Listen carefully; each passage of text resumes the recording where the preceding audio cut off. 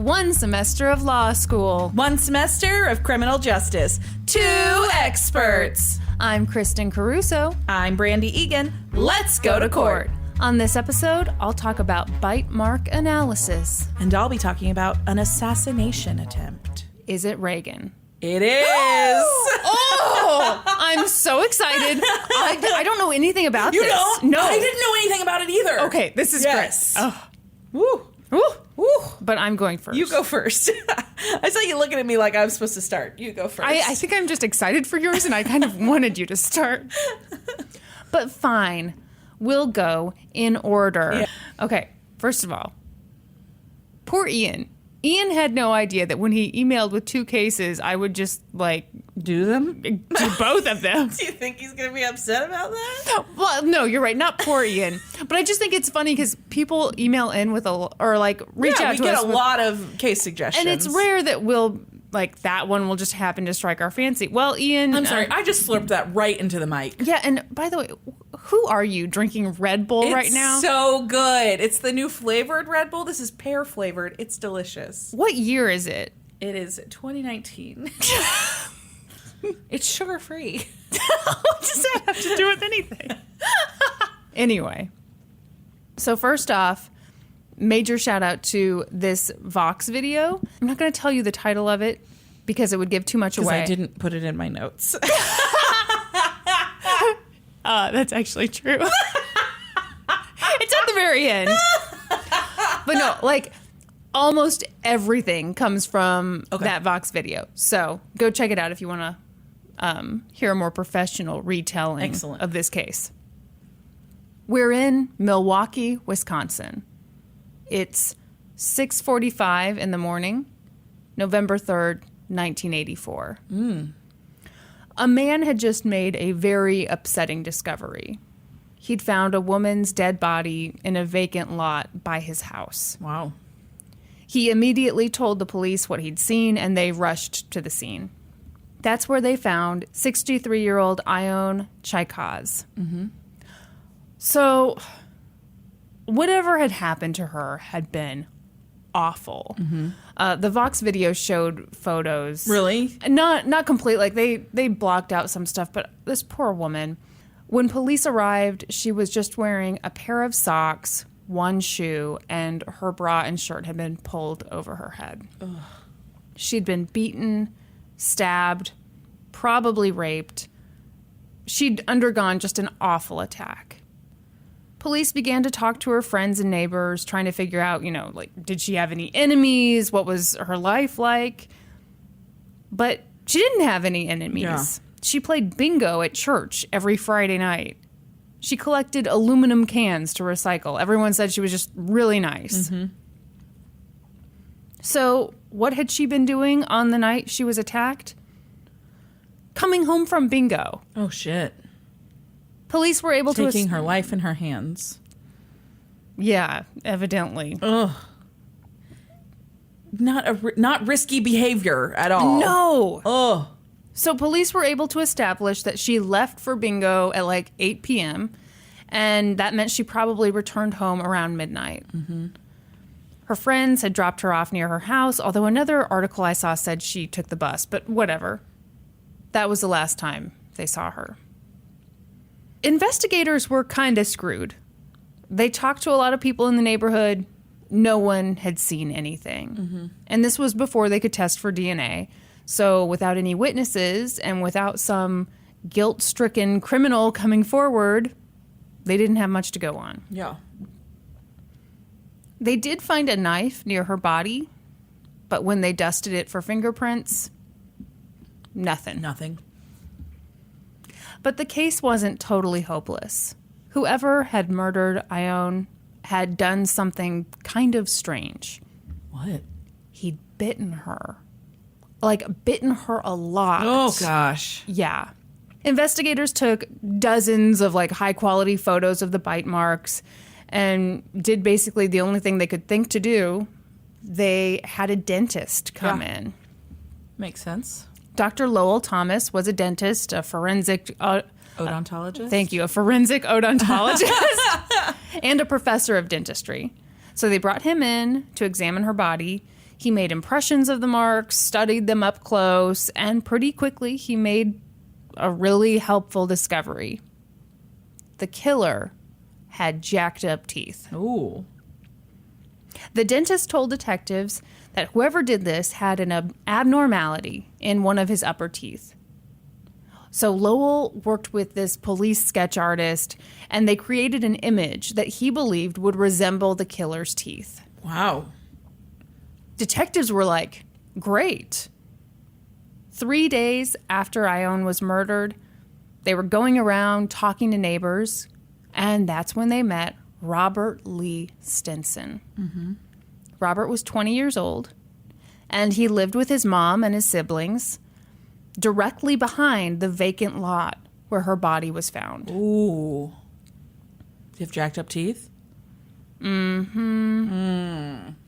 Detectives started asking him questions, where were you the night of the murder? And he told them that he'd been at a party. He'd stayed there till about 11:30 at night, then went home, fell asleep, slept till like 9 a.m. Nothing woke him up. Nothing unusual happened to him. He didn't do anything wrong. He just went to a party and went home. No big deal. But as they were talking, the detectives started telling him jokes. And Robert laughed. And that's when they noticed that one of his upper right teeth was missing. Mm-hmm. Right away, Detective Thomas Jacqueline's thought, we got the guy. Yeah. The detectives felt great because that had been like their strategy. As they walked around talking to people, they were trying to get people to laugh so they could just see people's teeth. Yeah. No word on what joke made Robert laugh. I wish we knew. I know. Do you have a guess? Like a killer knock-knock joke? Yeah. I don't know. Knock, knock. Who's there?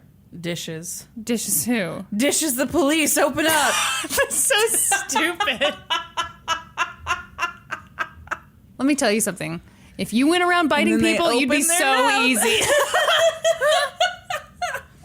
What if you knew that was the strategy someone was trying to get, like, what? I'd be fucked. Like, you just have to wrap a scarf around your mouth. So they had found their guy. Brilliant. Wonderful. Or was it? Dun, dun, dun.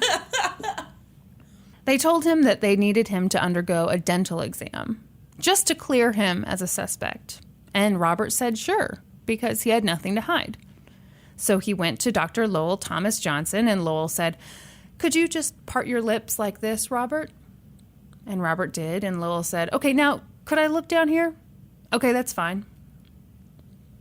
So that was it. That was 20 seconds. What? Uh-huh. What's wrong? That's not a very thorough examination. 20 whole seconds. 1 Mississippi, 2 Mississippi. At no point did he consult the sketch that he'd made with that sketch artist. He didn't need to. He knew that Robert's teeth matched the sketch he'd made based off of those bite marks. No. In fact, Brandi, the similarities were remarkable. I'm no odontologist, but I'm saying there's no way you could know that after 20 seconds. Maybe you're just a crappy odontologist. You got to do that thing where you bite on the paper and it leaves the... That's when you remove excess lipstick. No! It's called blotting. With that, the court ordered that Robert Lee Stinson undergo a complete dental examination. Oh, okay. So that was like great. First preliminary step. 20-second. Right. How long's the actual exam going to take? Probably 40 seconds. Right. I don't know. So let's back up and talk about forensic odontology for a minute. What? By this point, forensic odontology had been around for decades. I think longer than that. What is with your face right now? What do you mean? Let me show you how you were looking. I'm listening. You guys, she had one finger up that was propping her mouth open. And then she's acting like I'm the weirdo for not being able to have a conversation with her right now. Oh, I'm sorry for being the freak here. So it's used a lot to basically identify dead bodies. Yeah. And it's pretty accurate. You know, if you have x-rays, if you have dental records, and then you have a body right there, you can fairly accurately make an ID on somebody. Right. That makes sense. But it wasn't until like the 1970s that forensic odontology started to compare bite marks to potential criminals. So by the time this science was used on Robert, it was fairly new. And maybe science is a generous term. Yeah. The first time bite mark analysis even appeared in a court case was 1975. Wow. It was the People versus Marks. So this guy was accused of killing his landlady. And the thing that, really helped in his conviction was that the killer had bitten her nose and left. I know. That makes my stomach all floppy. I know. I don't like that at all. So he'd left teeth marks. And the case went to the Court of Appeals, and the appellate court judges were like, yeah, they admitted this is not an established science, but they allowed it anyway. And since our system runs off of precedent, since one court allowed it, a bunch of other ones did too, then a few years later came the Ted Bundy trial. I was going to say, I just watched the... How was it? Oh, it was good. It was Okay. really good. Okay, I need to watch it Yeah. then. But yeah, so one of the big pieces of evidence in that trial was bite mark analysis. Once that happened, there was like no stopping this bite mark stuff. It was everywhere because now there was a bunch of precedent plus a major trial that everyone had followed.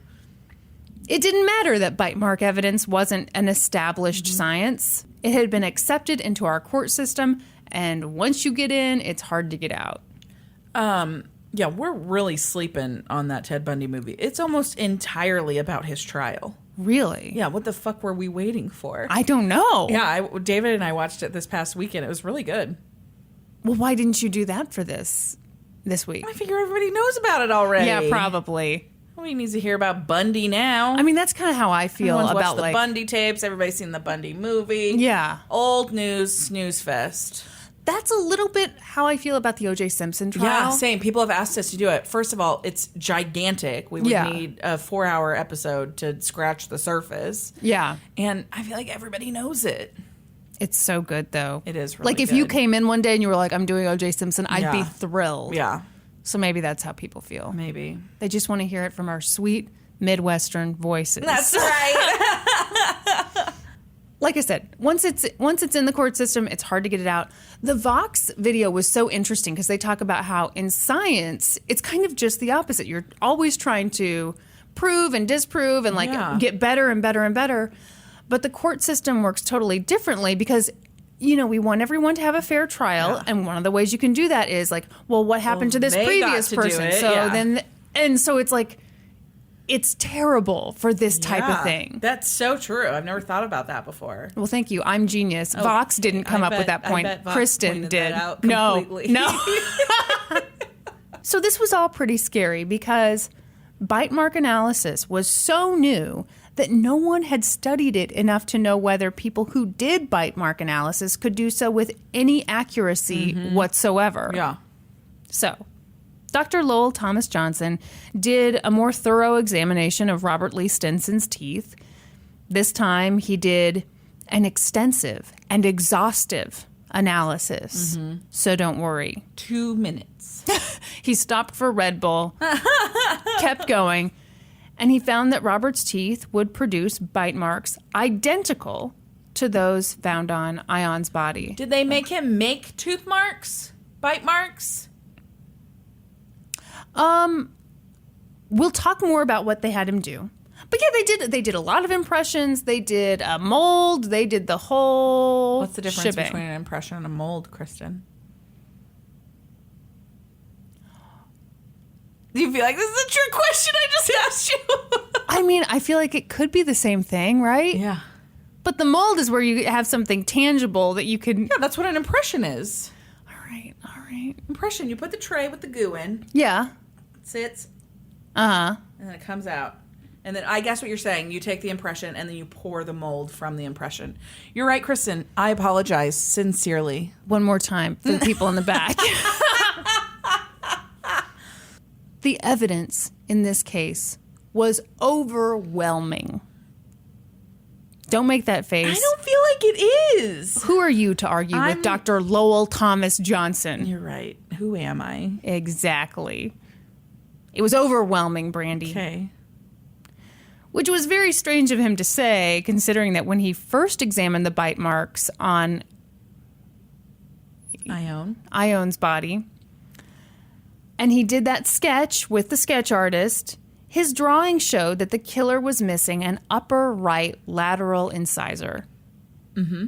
But Robert was missing an upper right central incisor. That is a big difference. That's your front tooth or your one next to it. Yeah. Pretty important detail, huh? Yeah, and you can easily tell the difference, I feel like, because those teeth are nowhere near the same size. Right. Of course, that was never mentioned. Okay. So let's keep on trucking, shall we? All right. Daniel Blinka was the assistant DA for Milwaukee County, and he listened to Lowell's impassioned argument. But Daniel wasn't completely convinced. Okay, Daniel was not the only one on this prosecutorial team, but he was the only one interviewed for this video. And it was interesting to hear him because he was just like... Got it set on igloo in here today? I know, it's so cold. Do you want me to change? Let's see what we've got here. It's so cold. Let's do 72. Excellent. Norman wants to keep it at 68. No, that's too cold. I agree. I told him it was too cold. We compromised on 70, but it's still freaking cold. But it's probably not cold up in his office. Don't sympathize with him. I'm just saying, if he's in his office, it's probably warm up there. It is. It's cold right here. I know, you're bundled up right now. Here I am. You're wearing long sleeves. I am, and I've got goosebumps. No pants. So this guy was like, you think about how brutal this crime was. Like, it was terrible. Yeah. And Daniel was just like, Robert just didn't seem like the guy. He was like so cooperative, so nice. He didn't have zero criminal record, but like the only thing on his record was when he was a teenager, he'd been caught shoplifting, which is like, you don't go from shoplifting to biting a woman to death. Right. I'm not insinuating that she was bit to death, but she was beaten and the whole. Yeah. So Daniel was like, we don't have enough here. I'm not sure that a jury's going to be convinced. Right. Because I'm not convinced. Yeah. So Daniel wanted to get a second opinion. And Lowell said, sure, let me recommend a colleague, Dr. Raymond Rawson. Raymond seemed like a great choice. He was well known and respected in this field. So the detectives flew out to Las Vegas to meet with him. Mm-hmm. Raymond came to the hotel room where the detectives were staying. He looked at the molds and the x-rays, read over Lowell's findings, and said, good enough for me. Really? 5 days later, Robert was arrested. Wow. Yeah. Huh. Robert freaked out. Yeah. He had not done what he was accused of doing. He wrote a letter to the judge saying, Your Honor, I'm facing life for something I did not commit. He asked for a new lawyer. The lawyer he'd received had only been on the case for 2 weeks before they went to trial. He just didn't feel good about it. But Judge Janine Geske denied his request. Then, when Robert's defense attorney, Stephen Cohn, made a motion to exclude the bite mark evidence, she denied that too. She called it a recognized area of science. Wow. So... Which is probably not wrong, but... Well, I mean, the wording there, a recognized area. Well, right. Yeah, I guess, sure. But the interesting thing about this case is that, like, because of the timing, at this time, a judge wasn't supposed to weigh in on whether this evidence was respected in the scientific community, whether it was any good. It was just, I believe the standard was like, would it be helpful to a jury? And sure, it'll be helpful. Of course. But what a stupid standard. Yeah, that's not what this should, what the decision should be. Right. Yeah. If the helpfulness could make them go in the wrong way, then that's not helpful at all. Exactly. And that didn't change until, I want to say, why didn't I write this down? Didn't put it in her notes. Everybody drink. I want to say it was either 2003 or 1993. I know. A 10-year range. Yes. When the Supreme Court actually weighed in on this, and they were like, no, the science has to be actual science. But even then, they talked about it in the documentary, even though we have this nice language that sounds really reassuring, it's still not where it needs to be. Yep. Anyway, how dare you make fun of me for not putting things in my notes? I'm just saying. Ever since that person pointed that out, I can't not hear it. I say it like 3 times an episode. You'd think I didn't write anything down. Right. Lowell took the stand as an expert witness for the prosecution, and damn was he compelling. He had all these great credentials. He spoke well. He seemed very certain. He said the bite marks would have to have been made by Robert Lee Stinson. Mm-hmm. Then the other dentist, Raymond Rawson, took the stand, and he was equally certain. He said there was no question that this was a match to a reasonable scientific certainty. The defense did try to get their own expert witness, but they hit a snag. The guy they wanted as their expert witness looked at the evidence and sided with the prosecution. Wow.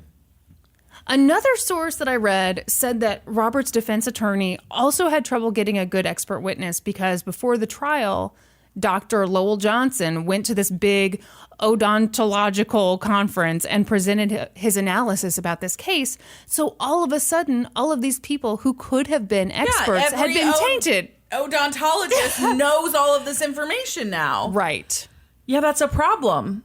Mm-hmm. You can't deliver a seminar on a case that's ongoing. Yeah, I wouldn't think so. I would think that would be seen as very unethical. Yes. Evidently not.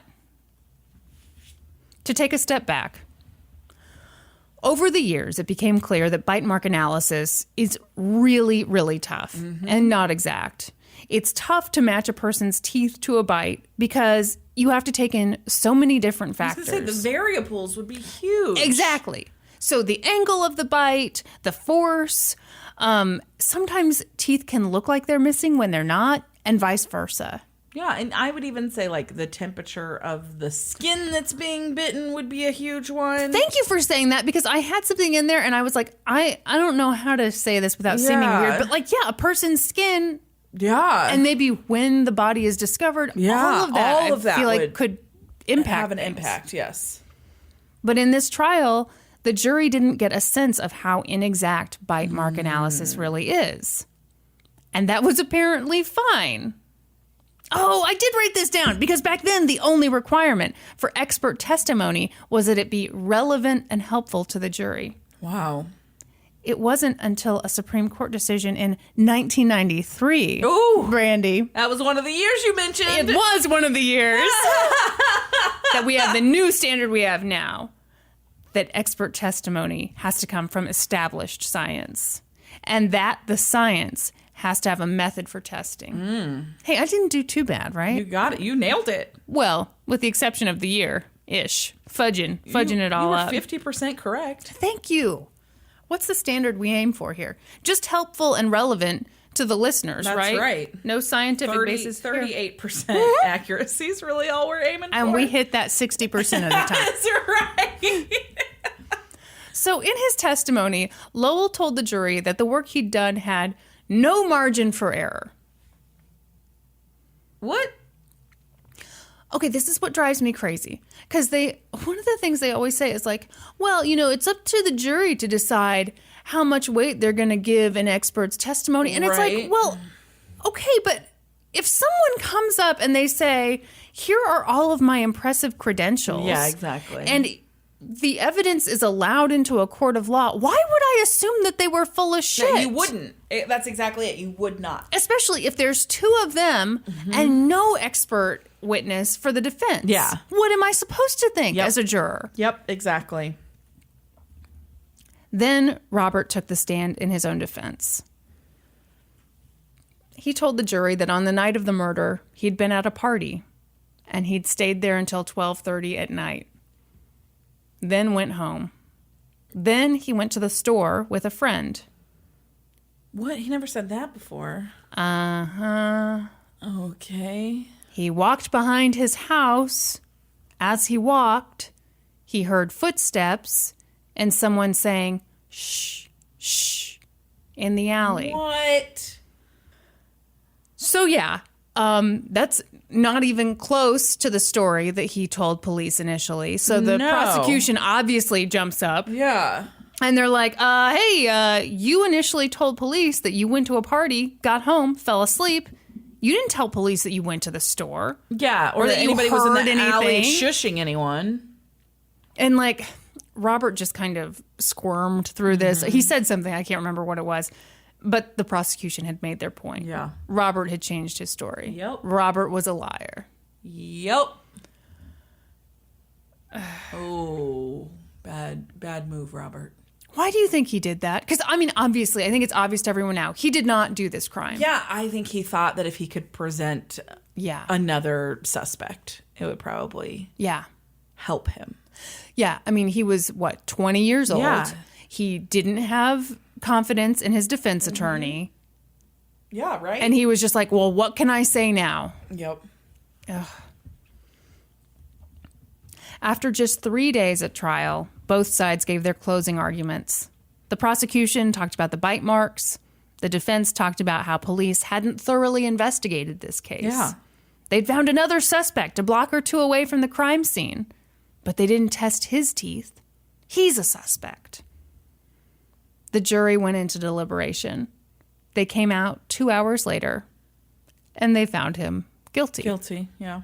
Of course they did. First-degree murder, yeah. Yeah. He received life in prison. Oh, my gosh. But how can you blame them, though? Oh, right. No, exactly. They had no idea. Now tell us the great part where he's exonerated and all of that. Don't make that face.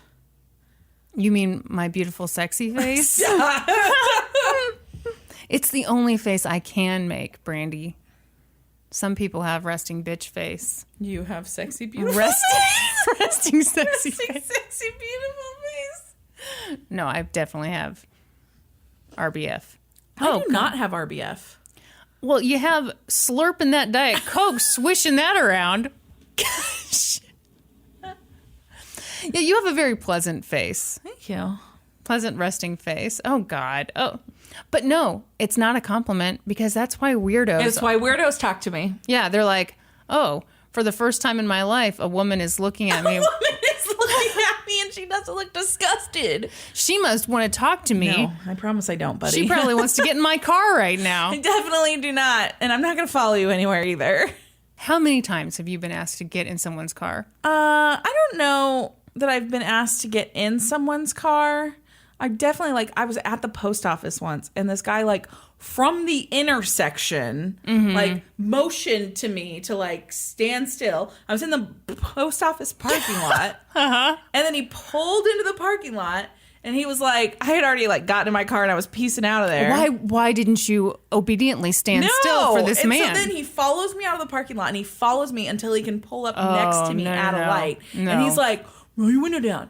Roll your window down. I was like, no. I'm good. Yeah. And he was like, follow me. And he wanted me to turn and follow him. And I was like, absolutely not, weirdo. No, dude, I'm good. I was like, you caught a glimpse of me in a parking lot from several yards away. How cute could I possibly be? It turned out that Brandi had a flat tire that day. She was there was a man with an axe in the back of my car. And Brandi's like, quit hitting on me, good Samaritan.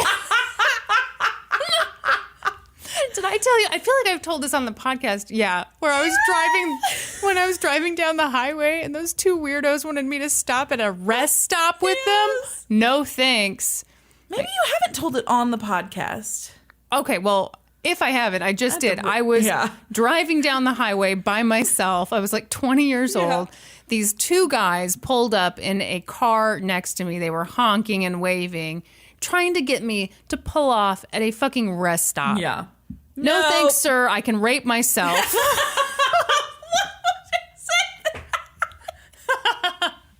Well, seriously, what woman would pull on? No one. Yeah, no. I mean, unfortunately, probably someone would, but I cannot imagine. Ooh.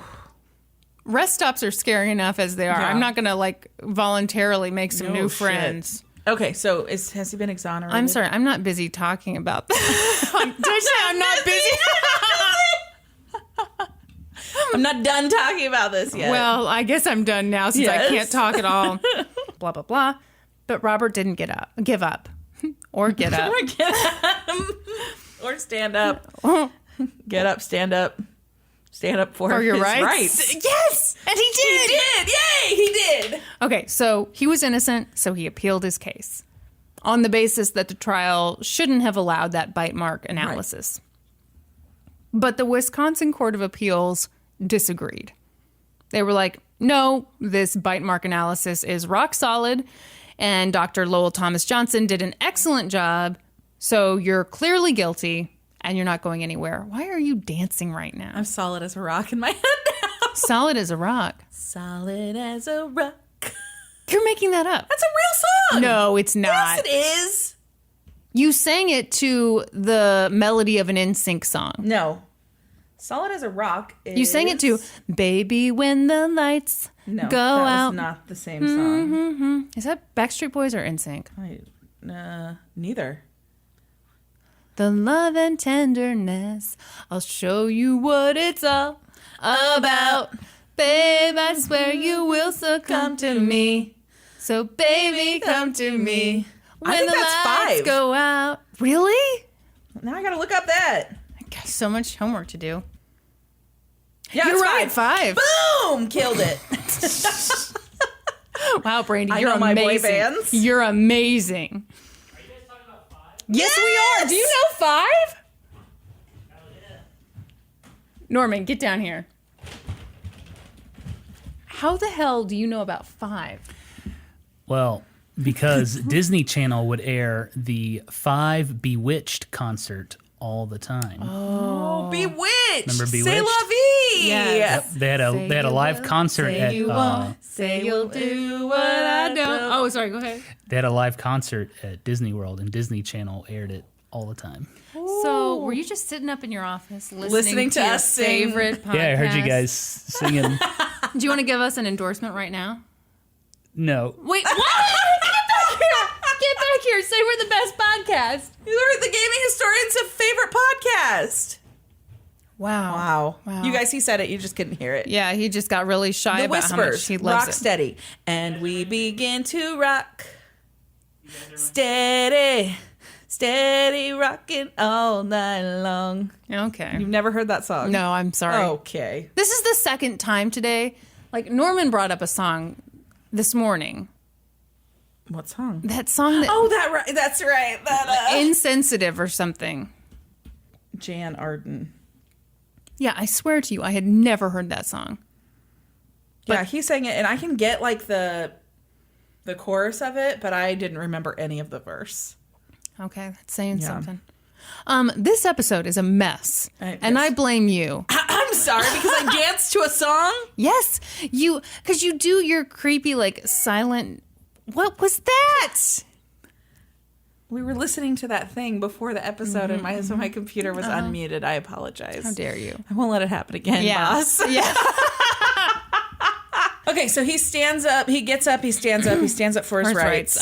And the Wisconsin Court of Appeals was like, you should give up the fight. Yeah. Because they turned him down. Mm-hmm. In 2003, he'd been in prison for 18 years. Ugh. Still innocent. Still stuck. And that's when he reached out to the Wisconsin Innocence Project. Yay. Everybody should support the Innocence Project. No kidding. Oh my gosh, they do amazing things. They really do. Yeah.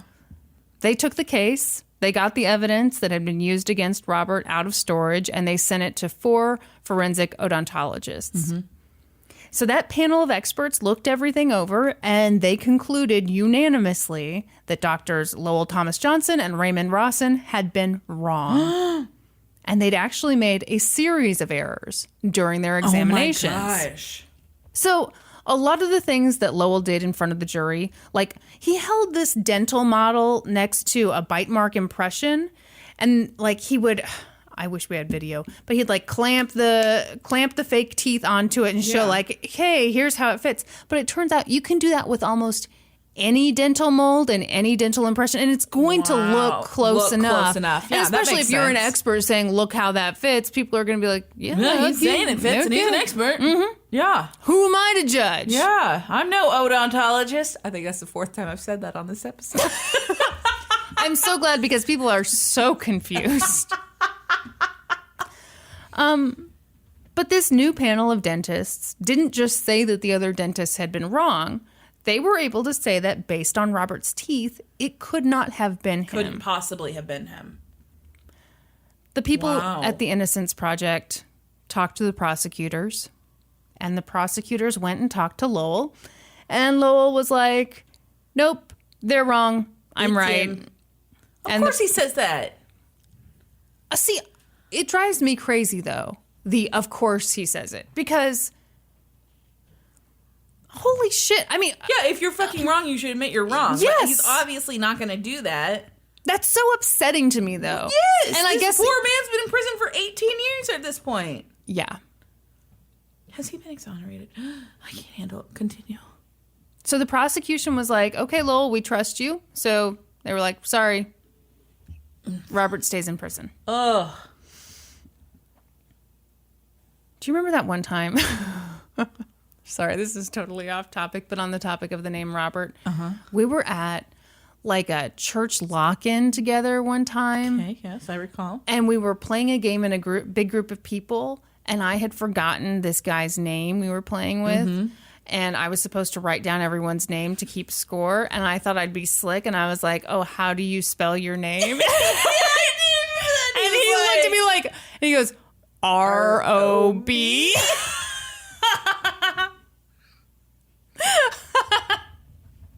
Hey, remind me how you spell your name. Oh, Rob. Thank you. I'm not from this country. Okay. So occasionally we'll do, so when we check people in at the salon, like either to tan or whatever, they'll give us their names, and like I'll do that occasionally, and it bites you in the ass sometimes. Like I'll be like, oh, remind me how to spell your last name. Oh, S-M-I-T-H. Yeah, okay, so it's the standard. I just wasn't sure. I didn't know if there was a silent E at the end of it. But I feel like that has to work in your favor more often because people feel like, oh, they know me. Yes, yeah. More often than not, it works in your favor until, you get one that you're until you get a Smith. Okay, great. Yes, I was testing you, really. So the Innocence Project was like, well, shit. What else can we do? So they looked at all the other pieces of evidence, and they found that the shirt and bra that Ione had been wearing that day had DNA on it. And the DNA... did not match? Right. Right. So in 2008, oh, your face, the team entered the mysterious DNA profile into a Wisconsin DNA database. And does it match? But they didn't get any matches. Oh, no. But still, Robert's good. Okay. It's not Robert. It's not Robert. And finally, after 23 years in prison, the prosecution agreed that they'd had the wrong guy. Robert Lee Stinson was free. Oh, good for Robbie. He walked out of prison, gave his sister a really big hug. This is going to sound weird. Their hug made me cry. I watched a video of it, and it was just a really, really long hug. In an interview, he said, I'm finally out, and I'm going to enjoy my life now. Oh, my gosh. Did he get a bunch of money? We'll get to that. Oh, no. So immediately afterward, he and his family and his lawyers drove straight to Applebee's. And reporters stood outside the restaurant wanting to ask him questions, but he was like, I'm hungry. Yeah. So he went in. He went inside, ordered a strawberry iced tea and 2 plates of fried shrimp. Oh. I felt I had to put that in just because, like, the picture of him with, like, these 2 plates of shrimp, like, it's just like, oh, God, this poor man. Yes. He went away when he was 20 years old. Oh, my gosh. Can you imagine? No, I can't fucking imagine. It's like... it's terrifying to hear about people who go away for years at a time for crimes they did not commit. Yes. The year that Robert was released from prison, a study came out that shat all over bite mark analysis. So I'm going to read some of it. Okay. It says, Although the majority of forensic... 50 pages, single space. 254 pages. Everybody just hang tight, okay? If you think I'm just going to pick out the important parts, you're dead wrong. Although the majority of forensic odontologists, which Brandi is not one of, are satisfied that bite marks can demonstrate sufficient detail for positive ID, no scientific studies support this assessment, and no large population studies have been conducted. Wow. In numerous instances, experts diverge widely in their evaluations of the same bite mark evidence, which has led to questioning of the value and scientific objectivity of such evidence. In other words, this is not science. It's bullshit. Mm-hmm. Wow. Then, in 2010, after Robert had been out of prison for a year, investigators found the man whose DNA matched the DNA on the sweater. It was Moses Price Jr. Okay, this guy scares the shit out of me. Okay, so he'd never been a suspect in her murder. And in fact, around the time Robert was arrested, Moses pled guilty to 2 armed robbery charges. He had also been accused of rape, but my understanding is that because he pled guilty to those 2 other charges, they were like, we'll pretend you didn't do that, which is great. Yeah. And also, don't worry, he was also a known murderer. He killed a guy and set the man's house on fire. Oh my gosh. Yeah. Once police had the DNA match, they interviewed Moses and he confessed. He said he'd been drinking that night, saw her, blacked out. Next thing he knew, he was on top of her. Oh my gosh. The detective was like, someone went to prison for this for 23 years. Yeah. And Moses was just like, oh no, my bad. Too bad. He did this thing of like, oh my gosh, I had no idea. If I'd had any idea. Bullshit. Yeah, exactly. Bullshit. Exactly. And I do not buy that you didn't know that someone went to prison for that. No, when you commit a murder, you keep tabs on it. We've seen all the movies. They all have scrapbooks with all the newspaper clippings. Hey, I am constantly checking up on that murder I committed a few years ago just to see if they've put any pieces together yet. They're tracking down the laugher right now. So far. For the record, I've committed no murders. That's exactly what a murderer would say. But what about Robert? As I said, the crime took place when he was 20 years old. He'd been in prison for 23 years for a crime he didn't commit. He had nothing to show for the time that he'd been locked up. So he asked the state for compensation. Mm-hmm. So, cue the big eye roll from me here. Yeah. Wisconsin limits compensation for wrongfully convicted people to just $5,000 per year. Hold on. $5,000? It gets worse. $5,000 per year or $25,000 total. What? Yeah. Yeah. That's what your time is worth. That's some bullshit. Yeah. Can he sue the state? So, okay. But there was a loophole in this where the board can ask lawmakers to approve more than the standard amount. So Robert asked for $115,000. That's all he asked for? It's millions, buddy. You go for millions. I know. It was only $5,000 per year. I think it was like, if we're going to get anything, it's going to be this low amount. And he told everyone all he wanted was to be able to buy a car and for himself to be able to go to school for a criminal justice degree. That's all he wanted. Gosh. Eventually, they did award him that amount. I read another article that said that he got less than that, but anyway. I can't handle that. Let's go with this version. But everyone with half a brain knew that Robert deserved more. Yes. So he filed a lawsuit saying that he'd had an unfair trial. Yes. True. Yes. Initially, he sought $1 million per year of incarceration. Okay. Yeah, I'm kind of like, sure, start with that. Yeah, shoot for the moon, buddy. You'll land among the stars. Brandi made that up just now, and it is beautiful. But his case got delayed and delayed and delayed. And Brandi, are you ready to be so pissed off at me right now? Did he die? No. No, actually, I believe in one of the articles he read, I don't know if they're still together, but after he got out of prison, his high school sweetheart reached out to him and they got engaged. Aww. But anyway, the point is, this has been delayed for 9 years. This isn't finished. It's You fucking asshole. It's slated to go to trial in June of 2019. What is the matter with you, Kristen? By the time I got to that point, I'd already written everything. I'm so sorry. You guys, Brandi looks like a puddle right now. I'm sorry. What is the matter with you? I tried looking. I couldn't find anything on it because obviously it's, now that we're recording this, it's May. Yeah, it's May of 2019. Yeah. It's like the last 3 days of May 2019. It sure is.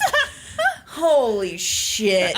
So we'll have to follow up on that Oh, one. will we? No. Kristen never will. You will. I will. That's right. I'm so sorry. Everything around here.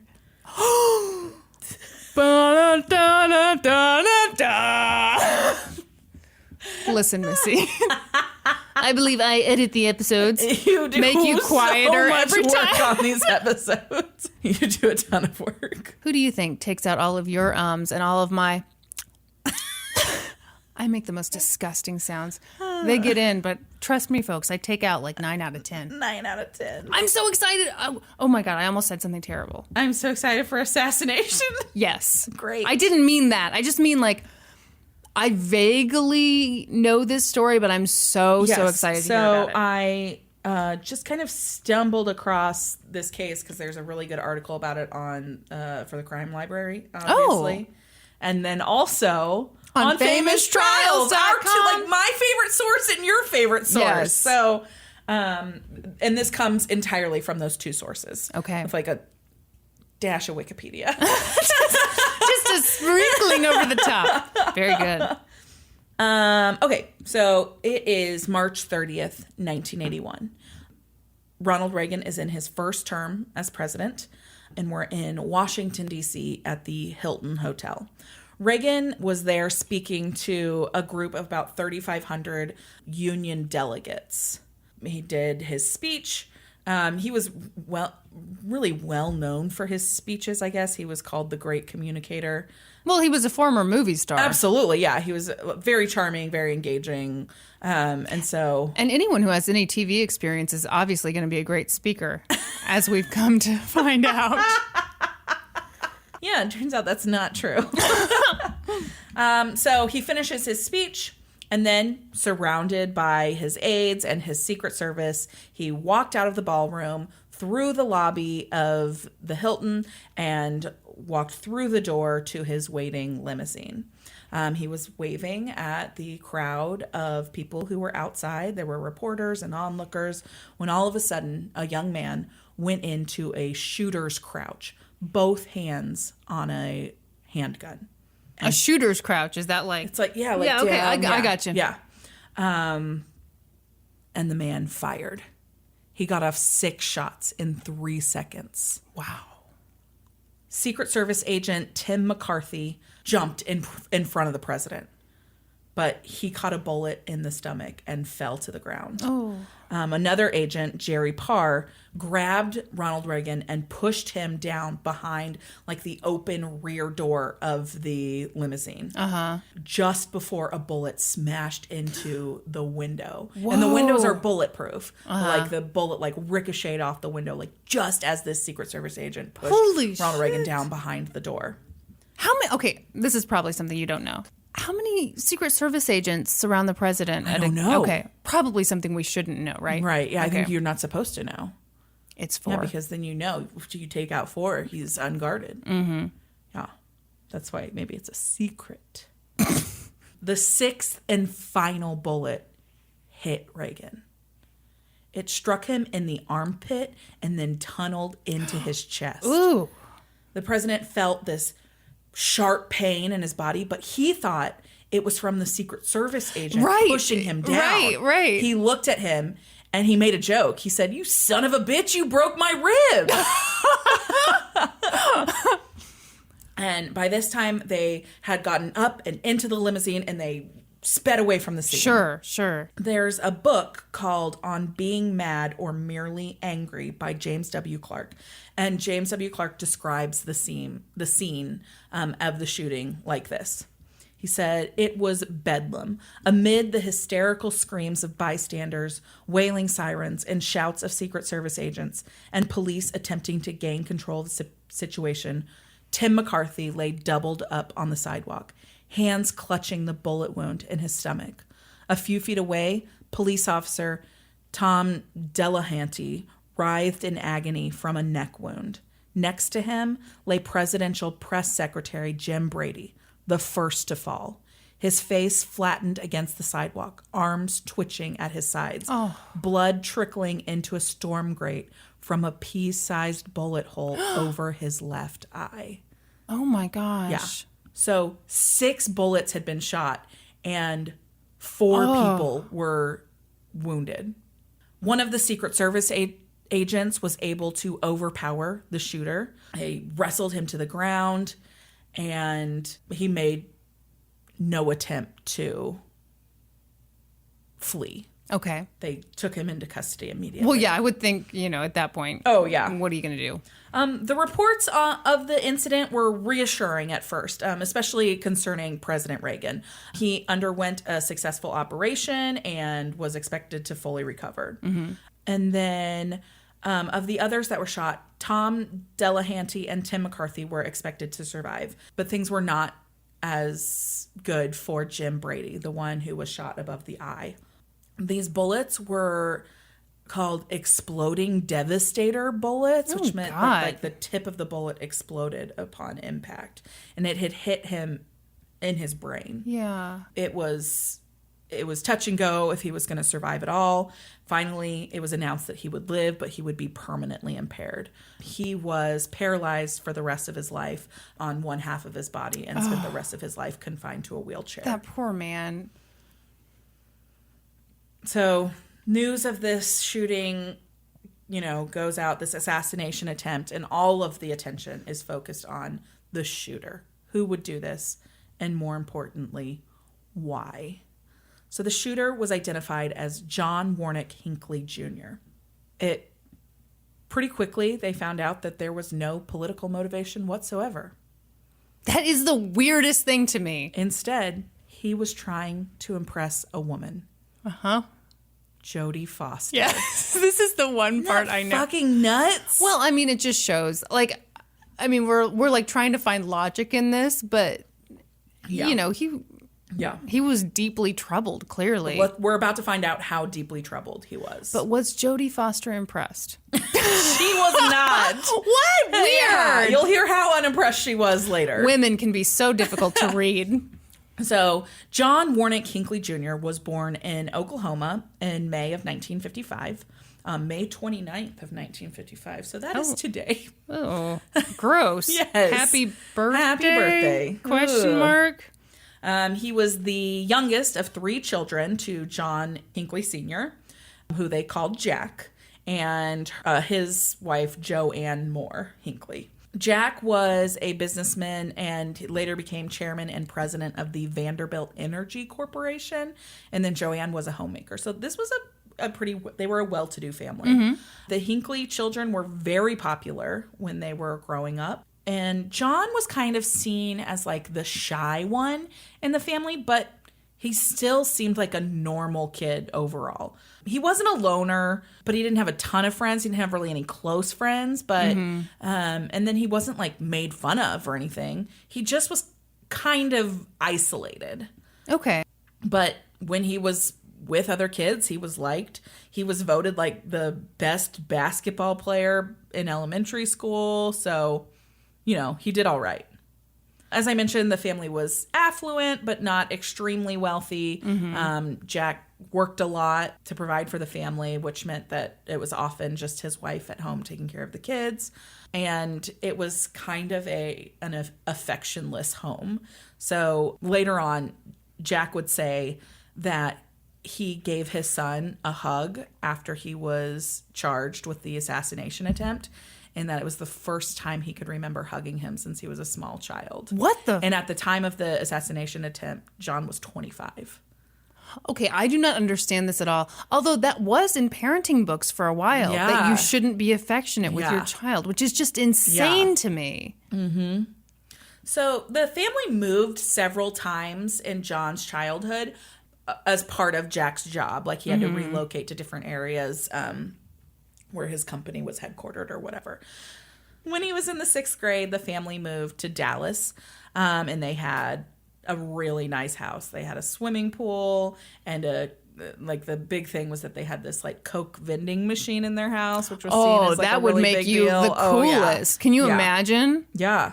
So again, like John seemed very well liked by his classmates. He was an active participant in school activities. He was actually so popular at this point that he was elected president of his 7th grade class and then later his 9th grade class. Wow. Yeah. He also was the manager of the school football team. And during junior high, so during the same time when he was living in Dallas, he became really interested in music. He started playing the guitar, but this is kind of where his shyness kicked in. He wouldn't play in front of anyone. Okay. But he became very interested in music. It wasn't until high school that John started to exhibit what some might call like signs of trouble. Mm-hmm. And it wasn't that like anything super weird was going on.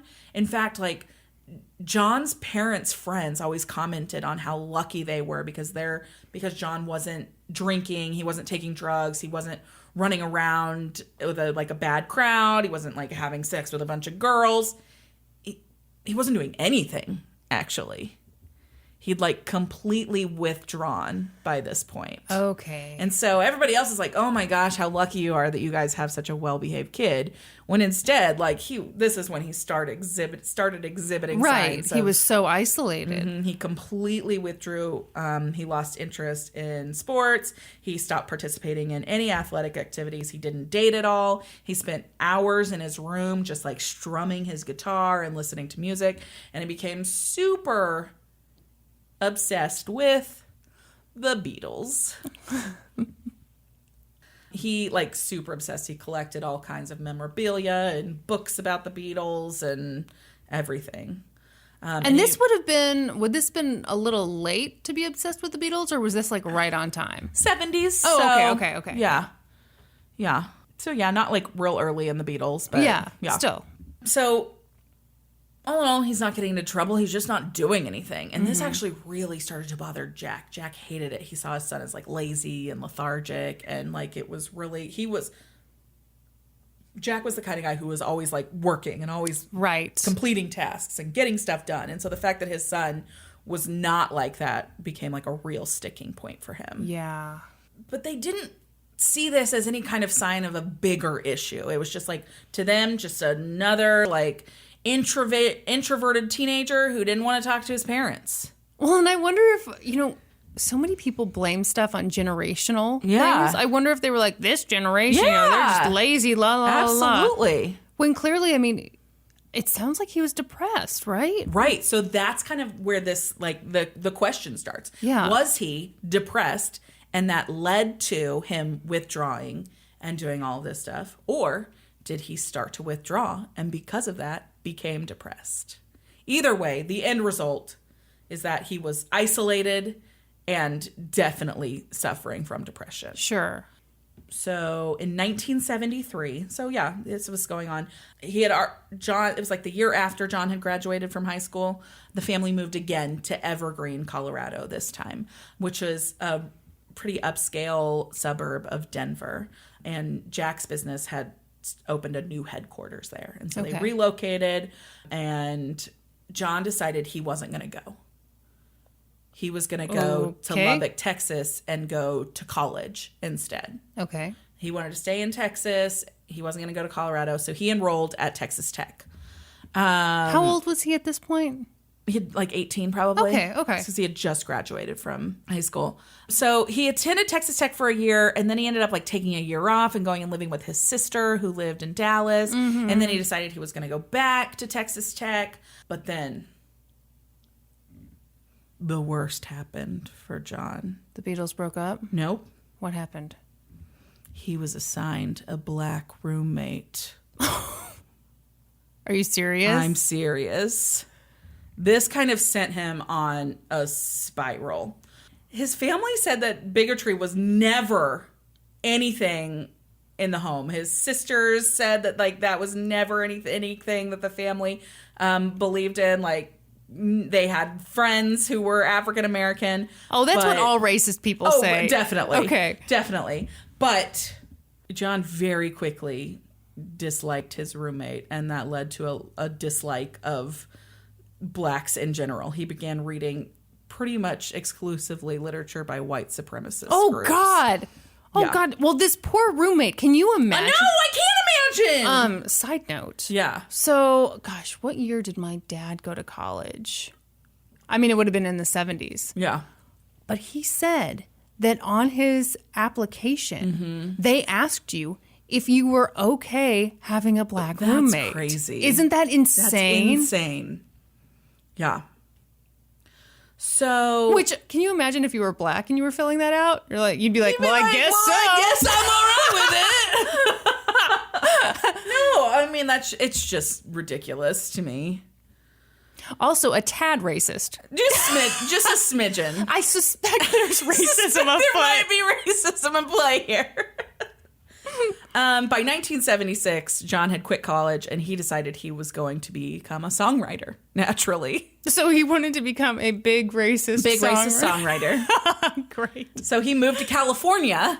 The KKK can't write their own where songs. It's super conservative. Why did he go to California? Why not some conservative southern state? Like Nashville? I mean, right. I would say that would be the more conservative choice, right? Then. I should say so. Yeah. So no, he moves to California. He's going to break into music. And then something that would greatly form the rest of John's life happened. He saw... The Silence of the Lambs? Nope. All my guesses have been wrong. Taxi Driver. Oh. The Martin Scorsese movie starring Robert De Niro as Travis Bickle. So Travis Bickle is a veteran who drives a cab in New York City, and he is suffering from chronic insomnia in that film.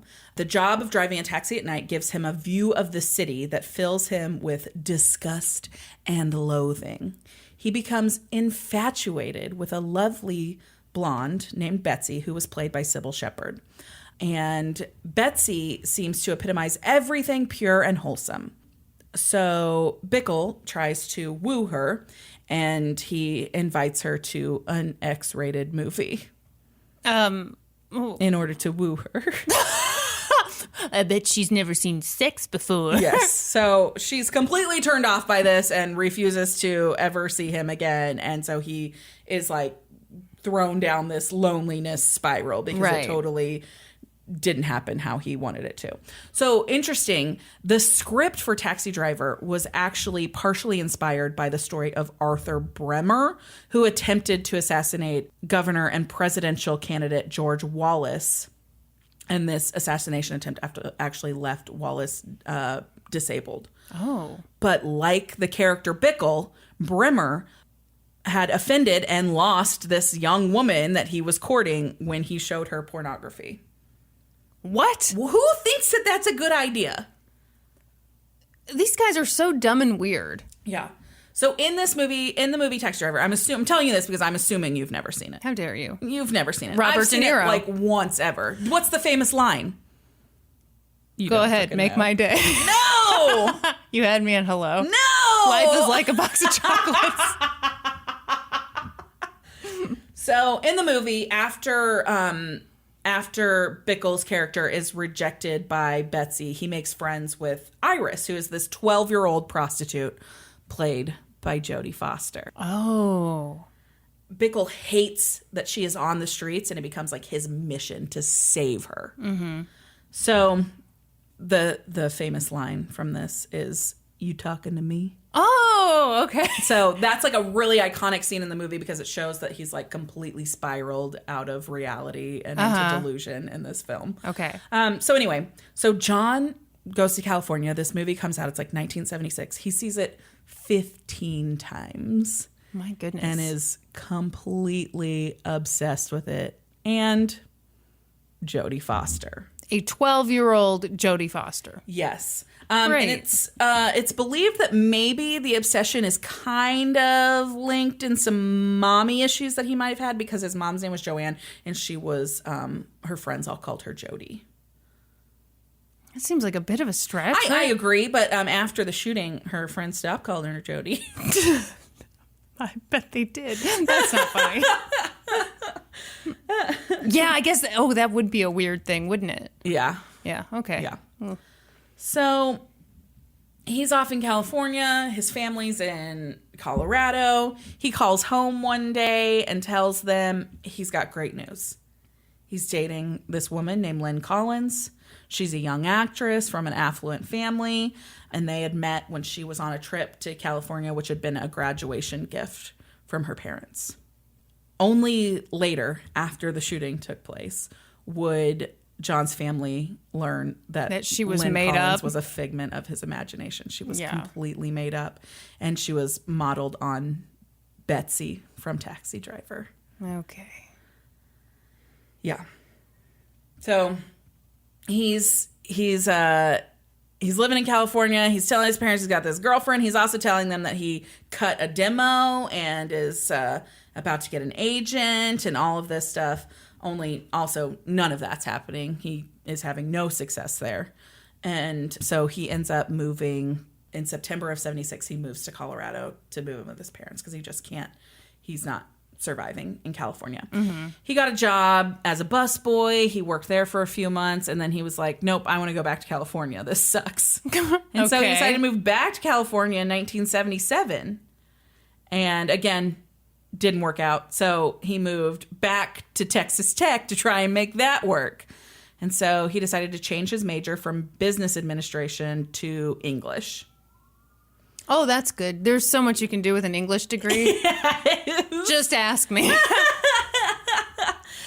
So he started living in like an off-campus apartment, and I hope his roommates were just white as snow. white as snow. And he like really started deteriorating at this point. He started going to like the Texas Tech Health Clinic, like almost daily, complaining of different ailments. He had problems with his eyes, with his throat, with his ears, and a persistent case of lightheadedness. Like he always felt like there was something wrong. He didn't have any friends. He was not doing well.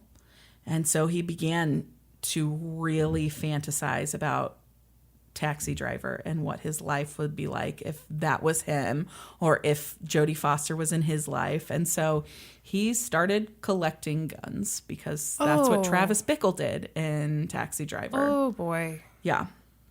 And then he founded an organization. It's an organization, Kristen. It's good. I don't know why your face looks like that. So alarmed. Well, Great. An unstable man with a ton of guns creates an organization. yes. What was it? It was called American Front, and it was an alternative to the minority-kissing Republican and Democratic parties. The minority kissing? That's correct. This new political party was for the proud white conservative who would rather wear coats and ties instead of swastikas and sheets. Oh, shit. We're bad, but we're not that bad. Wow. That was their slogan.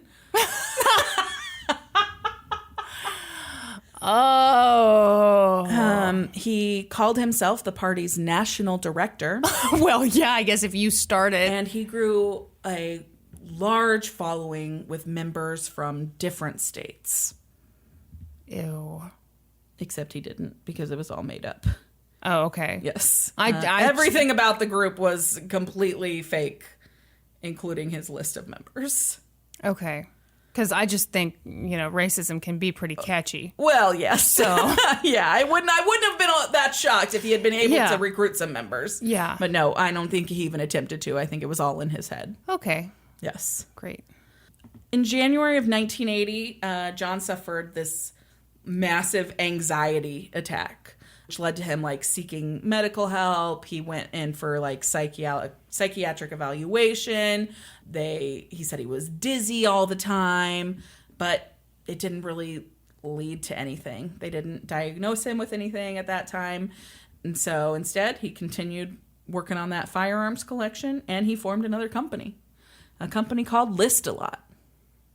It offered its customers a variety of lists. What are you talking talking about? I don't know. That's all it's known. That's all it says. List of what? Just lists, Kristen. You want a list of shoes? I'll give you a list of shoes. Good shoes, bad shoes, just shoes. Just shoes. So his business. How quickly did he become a millionaire? He made $59 at this business, Kristen. That is and it shocking. only cost him $57 to do so. Like legit, that was his balance sheet. Brandi, you own your own business. Is that good, bad? It's not good. It's not good. And then in May of 1980, he came across an issue of People. Wait, are you not going to tell me how he got his $59? I have no idea how he got his $59, Kristen. He sold somebody some lists. The company was named List-A-Lot. Is that all you've got? That's all I know! Fine. Continue. So he came across this issue of People magazine in May of 1980 that said that Jodie Foster was attending Yale University. Oh, wow. And so John started planning his trip to New Haven to meet her and rescue her. Oh, I wasn't aware she was in need of rescue. Yes. Yeah. I bet she wasn't either. That's also correct. So he continues seeing doctors. He's got all these weird ailments still. And he ends up back in Colorado because he can't support himself in Texas off that $59. Mm-hmm. And by September of that year, he told his parents that he had enrolled in a writing course at Yale.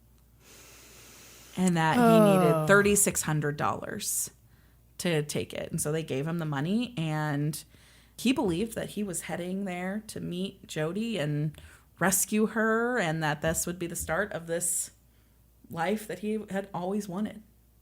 And so he headed to Yale expecting Jodie to be super thrilled to see him. She needed him as her knight and savior. Had he been writing her a bunch of creepy letters? So when he got to Yale, he started leaving letters and poems in her campus mailbox. Oh, God. Yeah. And then he was able to find her phone number, and he called her twice, in which she answered the phone and gave him kind of like a polite brush off.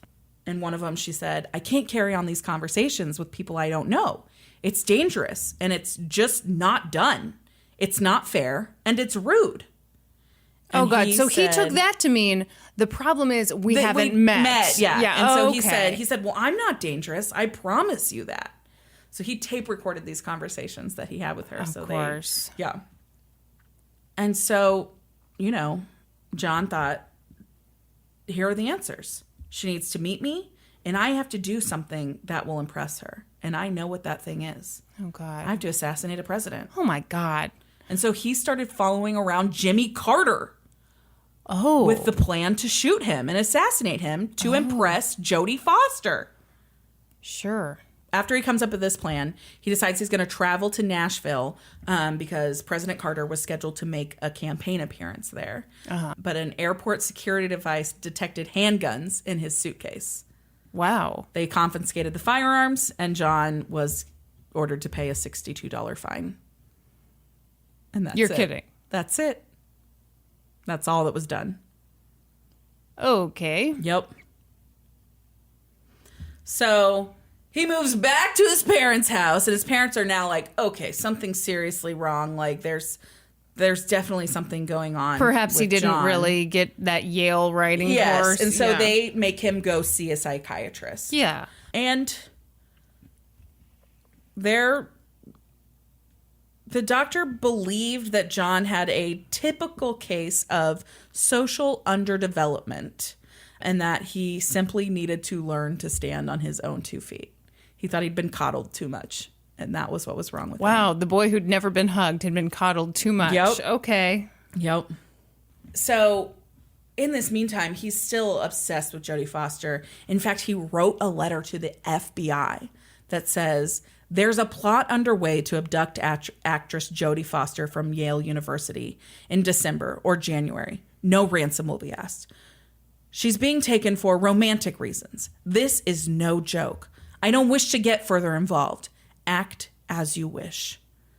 So he sent that to the FBI. And they did nothing with it? They told Jodie Foster about it and the head of her dorm. And that's it. Yeah. Huh. Which I guess, what what do you do? Yeah. I don't know what the appropriate thing to do would be, but like the head of her dorm, Yeah. what the fuck is that person going to do? Yeah, exactly. So a lot of people believe that the psychiatrist that John was seeing, his name was Dr. Hopper, that he ignored a lot of warning signs. And he probably did. But to be fair, like, John wasn't being honest with him. He wasn't telling him how obsessed he was with Jodie Foster and that he was planning to assassinate a president. Like, he didn't let him in on that part of his life. And so... But people rarely do in these cases, true, right? Okay. Absolutely. And so Hopper continued to believe that the only thing wrong with John is that he needed to mature. And that he was too immature. And then in December of 1980, December 8th to be exact, John suffered a major trauma. This is what you alluded to earlier. Okay. John Lennon was shot, and he took it Okay. very badly. He actually rode a train to New York City to attend a vigil for John Lennon. And when he went home, his parents picked him up at the airport, and they said that he looked very disheveled and looked as if he'd been crying for days. And he made a comment to his father. He said, "Don't make any cracks about John Lennon, Dad. I'm in deep mourning." So this like rocked John Hinckley Jr.'s world. But something alarming happened as he started like looking into this and examining his feelings about it. He really felt like he identified with Mark David Chapman, John Lennon's killer. Yeah. Yeah. And so he went and bought the exact revolver that Mark David Chapman had used to kill John Lennon.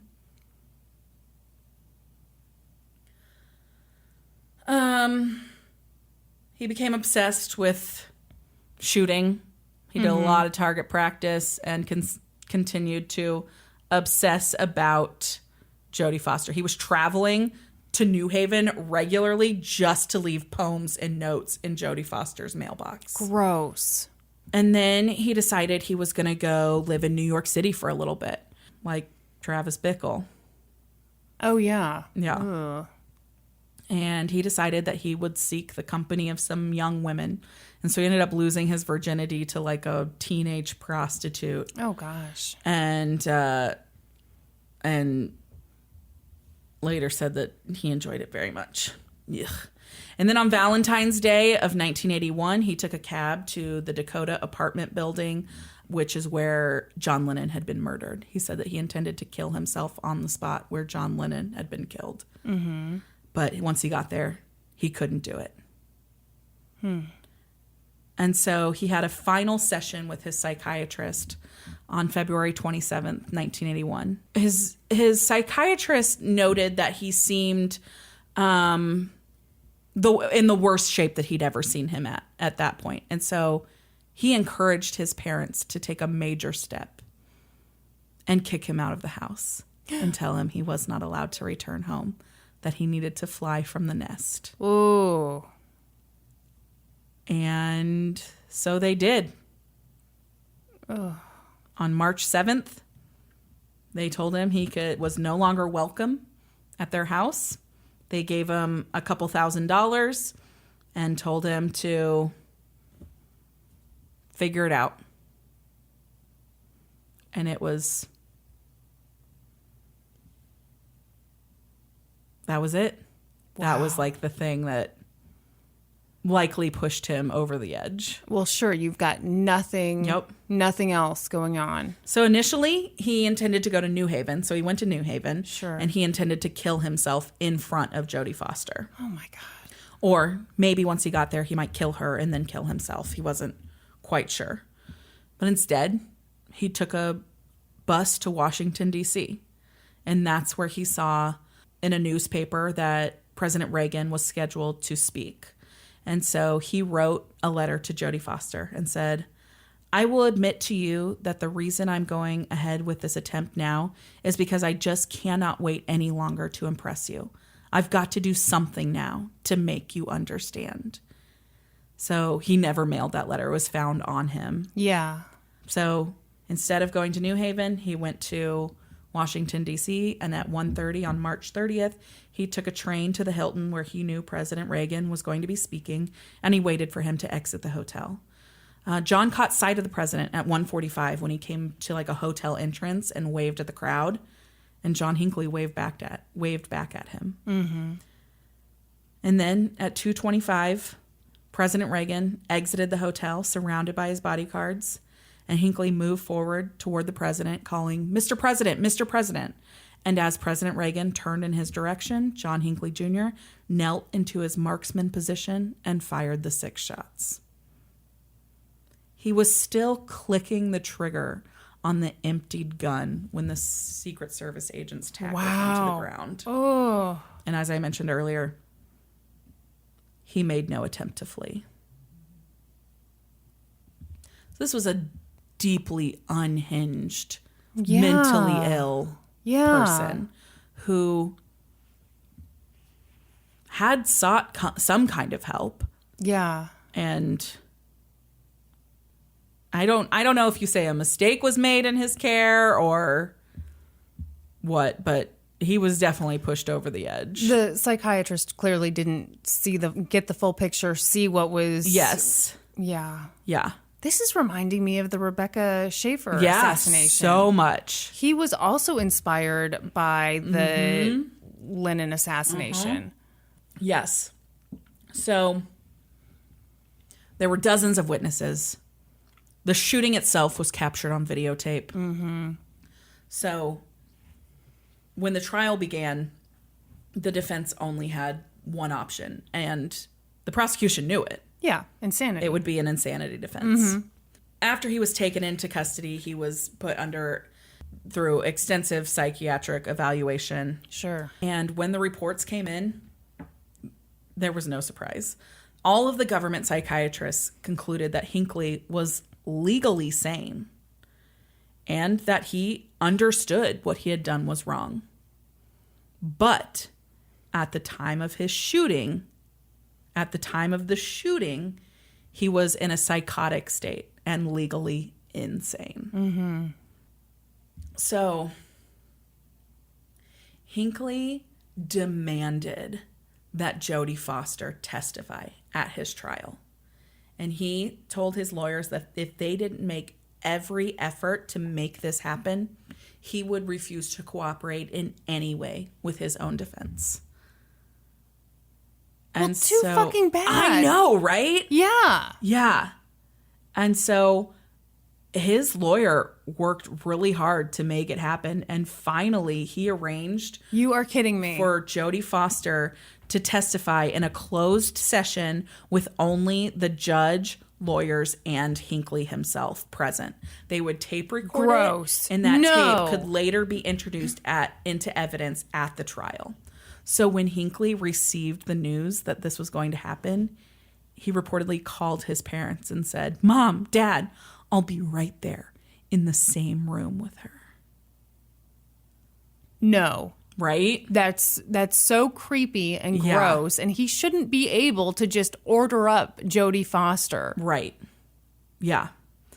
And if he wants his trial to go down the tubes, too damn bad for him. Yeah. Exactly, right? Ugh, I'm grossed out. It's disgusting.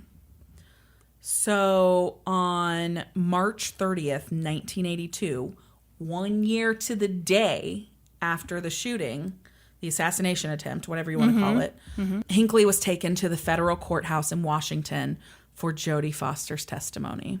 The testimony really upset Hinckley because he because he had to find out for the first time that she thought he was a huge creep.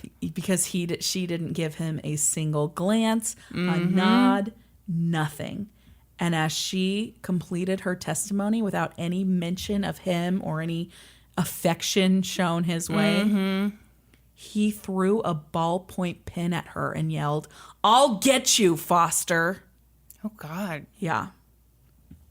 He was then tackled by U.S. Marshals and taken from the room. Jury selection for the Hinckley trial began on April 27th, 1982. Okay, so who doesn't read a newspaper or watch Right, it? exactly. So this is really interesting. So the jury was made up of 7 women and 5 men, 11 African American people, and 1 white person. Wow, that is interesting. Yeah, it's really interesting because at one point, like during the questioning of like, would you be able to remain impartial to this and this and this, they had to ask if they could remain impartial to someone who is racist. Yeah. Because there's going to be testimony given how he's a racist asshole. Yeah. And they are going to be asked to remain impartial to that testimony. How do you feel about that? I have no idea. See, I feel like black people would be really good at that. Well, yeah, I mean, they're probably used to it, That's right? what I'm saying. Yeah. That's what I'm saying. Like, I feel like, I mean, not everybody's going to be good at that, but I think if someone said, yeah, honestly, I do think I could be impartial. Yeah. I'd believe them. So the prosecution started their case, and they established obvious that the shooting had occurred and that Hinckley had done the shooting. And the defense did not contest that in any way. The early witnesses that were called included 2 of the victims, which were the police officer that had been shot, Thomas Delahanty, and then the Secret Service agent, Timothy McCarty. And then a neurosurgeon testified about the brain injury that James Brady had suffered. And then they attempted to show premeditation by introducing that video footage that clearly showed Hinckley in the crowd at a campaign event for Carter. Okay. So they're like, different president. But yeah, the same point was plan. the president. Yes. It wasn't a political motive. Yes. Okay. Exactly. There were no surprises there. All of that stuff was to be expected. The real trial was said to begin once the prosecution rested and the defense opened with their insanity case. Sure. The defense opened by asking John's mother about his childhood and his letters to home about Texas Tech and his imaginary girlfriend and all of that stuff that he, invented completely in his head. Right. In the cross-examination of his mom, the prosecution attempted to establish that Hinckley couldn't have been that sick or his parents would have known about it. That either he's not really that ill or there's some amount of culpability on their part for ignoring it. Wow. I don't think so. Yeah, I don't either. Yeah. And I think it's probably... I mean, he wasn't living in their home with them for all that time. I think it's quite probable that they didn't have any idea how ill he had become. Sure. Yeah. His psychiatrist didn't know. Yeah. Yeah, I think it's entirely possible for a parent to not understand how bad things have gotten for their child. Yeah, I completely agree. John's dad, Jack, was called to testify about his decision to cut John off and how that was kind of a tipping point in John's life. And he said, he told the jury about the day when he told him, like, here's some money. You're going to have to make a life and you're going to have to figure it out on your own. Yeah. Do whatever you want to do. And he said, looking back, I'm sure that's the greatest mistake I've ever made in my life. Oh, Isn't that rough? Yeah. I mean, and he was doing what he thought he was supposed to do. He was doing what he was instructed to do. I know, by a doctor. By a doctor. Yes. That's so sad. He even on the stand attempted to take blame for what had happened. He said, I'm the cause of John's tragedy. I forced him out at a time when he simply couldn't cope. I wish to God that I could trade places with him right now. Oh. Isn't that just like heartbreaking? Yes. Yeah, because I'm sure he does feel completely responsible. But he was just doing what he had been instructed to do. And he didn't know the full scale of what was going on. No one knew the full scale of what was going on. Question. Yeah. Do you think he really hadn't hugged his child? Or do you think that's something he said to try to get... It could be something he said to get sympathy for John, yeah. Could be. I'm not saying that's what happened, but Yeah. I mean, If you felt like that was the only way to save your child from the death penalty, Absolutely. Maybe you would say, hey, I was a terrible parent. Yeah. Yeah. The next to testify was Dr. Hopper. He testified about his misdiagnosis of John. He said John was not merely an unmotivated kid who needed behavioral therapy, as he first thought, but he was someone suffering from serious mental illness. Some like essay that John wrote, some kind of autobiography that he had written in November of 1980, was introduced into evidence at the trial upon Hopper's request. In it, Hinckley wrote of a relationship I had dreamed about that went absolutely nowhere, and said that his mind was on the breaking point. And Hopper said that he had failed to appreciate the seriousness of the warnings contained in that essay. And he also testified that he knew nothing of Hinckley stalking the president, or of his purchase of handguns, or of his obsession with Jodie Foster. I think this would be the scariest thing about being in that profession. 100%. Yeah. Because he also at one point testifies that John had IQ of 113. So he's on the intelligent side. That's above average. And so John probably knew enough of what to say to make it seem like he was giving the full view of what was going on with him, but he was holding stuff back the entire time. I think it's terrifying. Yeah. Yeah. This is why we stick to podcasting. That's right. After the doctor was done testifying, TVs were brought in to the courtroom, and the judge told the jury, "Ladies and gentlemen, at this point in time, you will see a videotape rendition of a deposition of the witness, Jodie Foster." At this point, like, John was sitting at the defense table, and he was just kind of like slumped over, not paying attention. He like sat up and like gave his full attention at that time. And on the tape, Foster described Hinckley's first sets of letters as like love letters, and the last batch of letters that she got as distressful sounding. And she said in the video that she gave them to the dean of her college. And then on the tape, she read one of the letters. It was dated March 6th, 1981. And it said, "Jodie Foster, love, just wait. I will rescue you very soon. Please cooperate. JWH." And on the stand, she was asked whether she'd ever seen a message like that before. And Foster replied, yes. In the movie Taxi Driver, the character Travis Bickle sends the character Iris, her character, a rescue letter. That sounds almost identical to that.